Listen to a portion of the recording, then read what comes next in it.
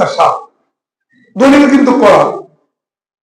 আল্লাহ যাকে চায় রাজত্ব দেয়, যার থেকে তার রাজত্ব ছিনিয়ে নেয়।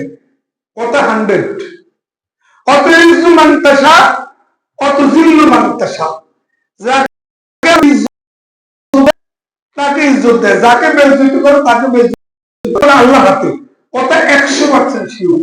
কিন্তু কোরআনে এক আয়াত আছে, ইন্নাল্লাহা লা ইউগাইয়িরু বিকাওমিন, ইন্নাল্লাহা লা ইউগাইয়িরু মা বিকাওমিন হাত্তা ইউগাইয়িরু বিআনফুসিহিম। আয়াতটা এরকম হতে পারে, আবার মানে সঠিক একটু এদিকে হতে পারে, বলে আল্লাহ মাফ করবেন। অনেক সময় মোতালা করে না, আয়াতগুলো স্মরণ থাকে না। তো এই আয়াতের অর্থ হলো, যতক্ষণ পর্যন্ত কওম, আল্লাহ কোন কওমকে নিজাতে পরিবর্তন করতে হবে। খেয়াল করিয়ে কোরআনের আয়াত, আল্লাহ কোন কওমকে নিজাতে পরিবর্তন করতে হবে যতক্ষণ পর্যন্ত নিজেরা নিজেরা পরিবর্তন না করে। তাইলে ক্ষমতা দেওয়া নেওয়া আনবো হাতে, যদি আল্লাহ কিছুতে কি করবো, সহযোগিতা করবো। এই আয়াতটা ওই আয়াতে আল্লাহ একটু ব্যস্ত লাগিয়েছে, ইন্নাল্লাহ লা ইউগাইয়িরু বিকাওমিন, নিশ্চয় আল্লাহ তাআলা কোন কওমকে পরিবর্তন করবেন না।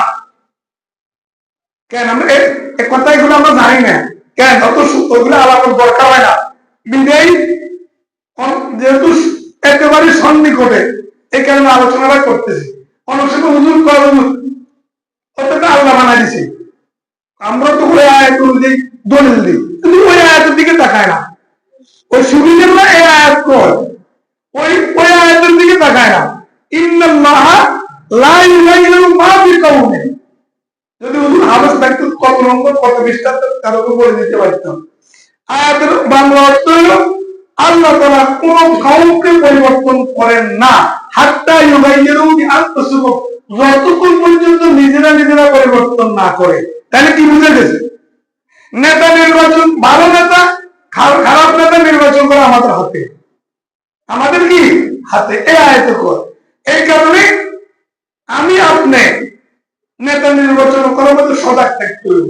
হ্যাঁ, বিভিন্ন হাদিস দ্বারা আবার বুঝা যায়, কওম যখন আল্লাহর পাপাচারে লিপ্ত হয়, কওম যখন আল্লাহর হুকুম ছাড়িয়ে দেয়, আল্লাহ পাক জালেম সরকার নিযুক্ত করে দেয়। এটা আল্লাহ পাকের শাস্তি।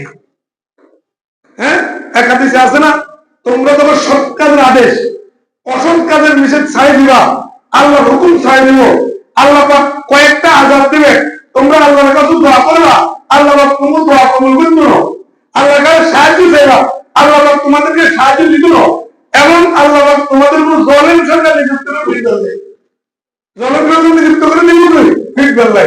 এই কেন খবরদার।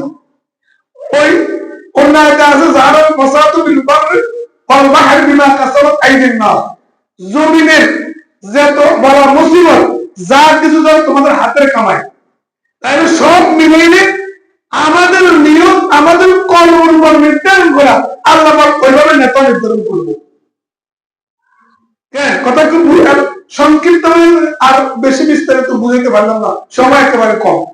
তাইলে এই আলোচনা